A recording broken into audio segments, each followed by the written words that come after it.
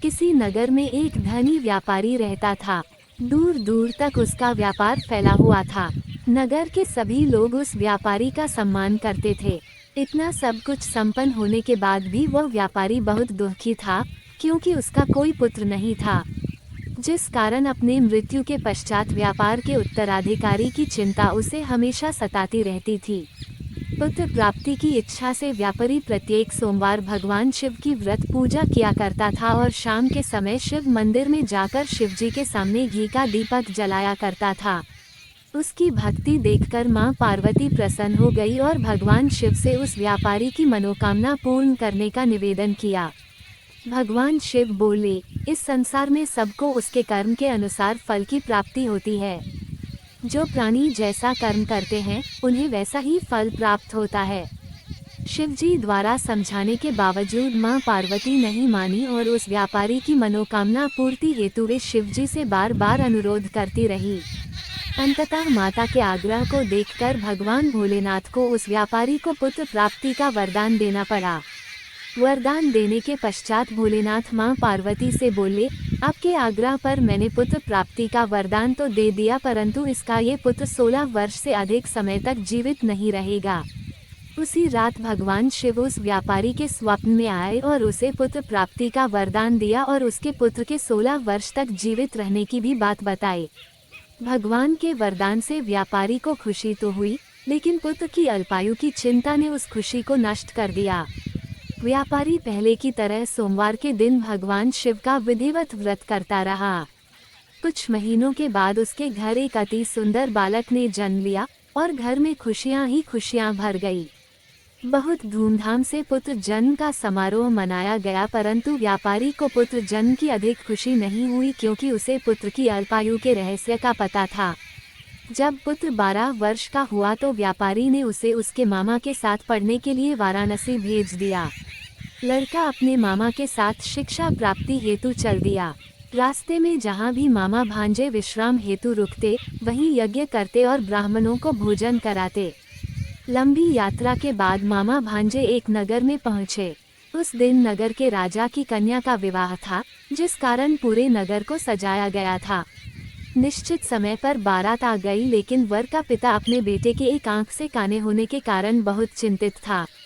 उसे भय था कि इस बात का पता चलने पर कहीं राजा विवाह से इनकार न कर दे, इससे उसकी बदनामी भी होगी। जब वर के पिता ने व्यापारी के पुत्र को देखा तो उसके मस्तिष्क में एक विचार आया। उसने सोचा, क्यों न इस लड़के को दूल्हा बनाकर राजकुमारी से विवाह करा दूं। विवाह के बाद इसको धन देकर विदा कर दूंगा और राजकुमारी को अपने नगर ले जाऊंगा। वर के पिता ने लड़के के मामा से इस संबंध में बात की। मामा ने धन मिलने के लालच में वर के पिता की बात स्वीकार कर ली। लड़के को दूल्हे का वस्त्र पहनाकर राजकुमारी से विवाह कर दिया गया। राजा ने बहुत सारा धन देकर राजकुमारी को विदा किया। शादी के बाद लड़का जब राजकुमारी से साथ लौट रहा था तो वह सच नहीं छिपा सका और उसने राजकुमारी के ओढ़नी पर लिख दिया, राजकुमारी, तुम्हारा विवाह मेरे साथ हुआ था। मैं तो वाराणसी पढ़ने के लिए जा रहा हूँ और अब तुम्हें जिस नवयुवक की पत्नी बनना पड़ेगा वह कान्हा है। जब राजकुमारी ने अपनी ओढ़नी पर लिखा हुआ पढ़ा तो उसने काने लड़के के साथ जाने से इनकार कर दिया। राजा को जब ये सब बातें पता लगी तो उसने राजकुमारी को महल में ही रख लिया। उधर लड़का अपने मामा के साथ वाराणसी पहुंच गया और गुरुकुल में पढ़ना शुरू कर दिया। जब उसकी आयु 16 वर्ष की हुई तो उसने यज्ञ किया। यज्ञ के समाप्ति पर ब्राह्मणों को भोजन कराया और खूब अन्न वस्त्र दान किए। रात को वह अपने शयन कक्ष में सो गया। शिव के वरदान के अनुसार शयनावस्था में ही उसके प्राण पखेरु उड़ गए।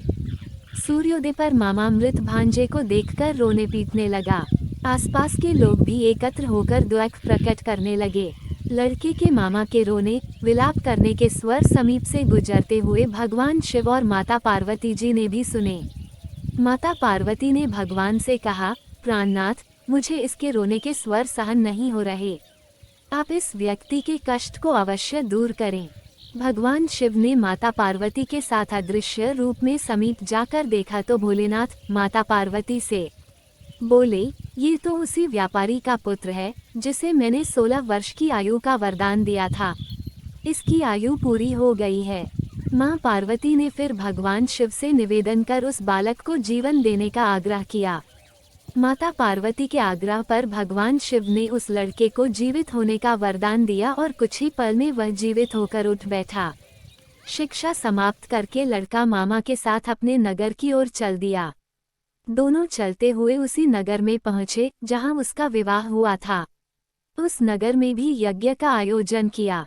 समीप से गुजरते हुए नगर के राजा ने यज्ञ का आयोजन देखा और उसने तुरंत ही लड़के और उसके मामा को पहचान लिया। यज्ञ के समाप्त होने पर राजा मामा और लड़के को महल में ले गया और कुछ दिन उन्हें महल में रखकर बहुत सा धन, वस्त्र आदि देकर राजकुमारी के साथ विदा कर दिया।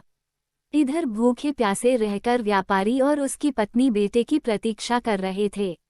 उन्होंने प्रतिज्ञा कर रखी थी कि यदि उन्हें अपने बेटे की मृत्यु का समाचार मिला तो दोनों अपने प्राण त्याग देंगे, परंतु जैसे ही उसने बेटे के जीवित वापस लौटने का समाचार सुना तो वह बहुत प्रसन्न हुआ। वह अपनी पत्नी और मित्रों के साथ नगर के द्वार पर पहुंचा। अपने बेटे के विवाह का समाचार सुनकर पुत्रवधू राजकुमारी को देखकर उसकी खुशी का ठिकाना न रहा। उसी रात भगवान शिव ने व्यापारी के स्वप्न में आकर कहा, हे श्रेष्ठी, मैंने तेरे सोमवार के व्रत करने और व्रत कथा सुनने से प्रसन्न होकर तेरे पुत्र को लंबी आयु प्रदान की है। पुत्र की लंबी आयु जानकर व्यापारी बहुत प्रसन्न हुआ।